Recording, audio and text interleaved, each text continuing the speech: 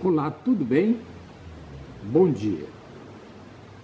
Na parte 3 desta nossa conversa sobre a nossa herança cultural, vamos começar lembrando que durante toda esta época, a história do povo judeu foi uma série de vicissitudes entre as forças políticas dos egípcios e dos mesopotâmicos.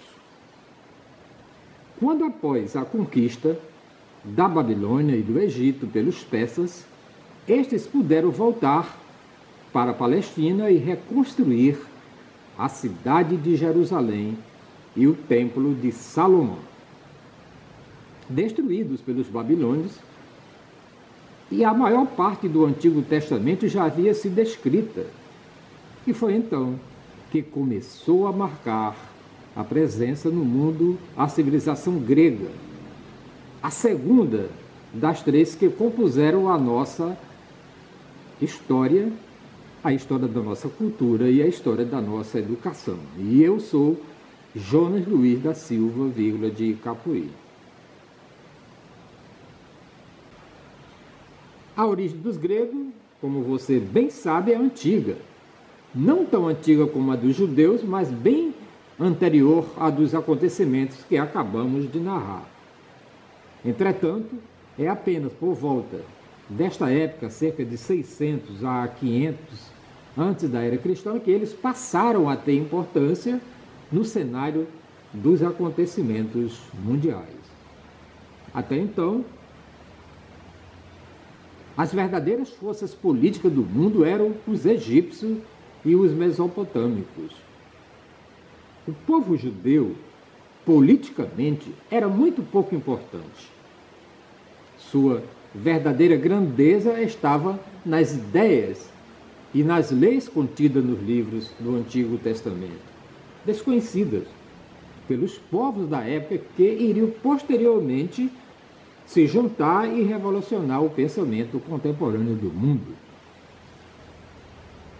A origem dos gregos vem da ilha de Creta, por volta do ano 1500 a.C., quando os judeus eram escravos do Egito. Desenvolveu-se nesta ilha uma civilização de marinheiros que construíam em Creta cidades famosas na antiguidade por não terem muralhas. A ilha de Creta era muito comprida e ao mesmo tempo estreita. Seus muros eram a própria frota de seus navios. A civilização que nele se desenvolveu recebeu o nome de minoica. Na época em que Moisés recebeu as tábuas da lei, no Monte Sinai, cerca de 1200 a.C., uma terrível explosão do vulcão na ilha de Santorini obrigou o povo cretense a fugir para o norte, fixando-se no sul da Grécia, num território chamado Peloponeso. Nele, fundaram a cidade de Micenas e passaram a ser conhecidos pelos historiadores como povo micênico.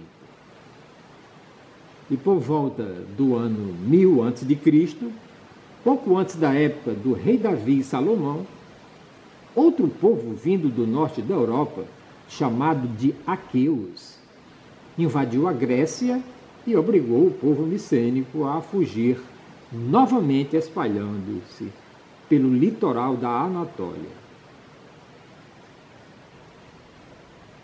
que é a atual Turquia, para a Fenícia, atual Líbano, para Sicília, ilha ao sul da Itália, e para Etrúria, no norte da Itália, região onde atualmente fica a cidade de Pisa.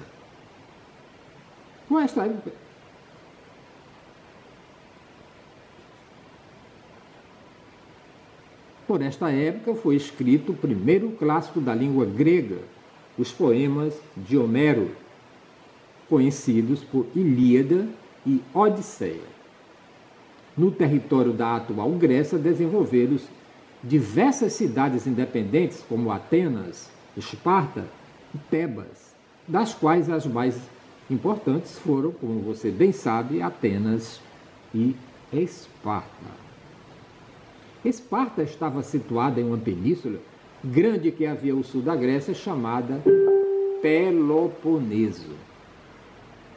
No ano 800 a.C., um membro da família real de Esparta, chamado Licurgo, que havia já ocupado o trono interinamente após ter viajado por todo o mundo da época, voltou a Esparta e fez uma reforma política na cidade, na qual instituiu pela primeira vez a educação por parte do governo às crianças, jovens e adultos. Era, porém, uma educação puramente militar, que viria a ser a característica da cidade na Idade Antiga. Já a cidade de Atenas nada tinha de especial em relação às demais cidades da Grécia, até aproximadamente o ano 600 a.C., quando Solon, político ateniense, implantou uma reforma agrária e instaurou o regime de governo democrático mais arraigado que se tem notícia na história antiga. Foi justamente nesta época em que surgiram os primeiros filósofos.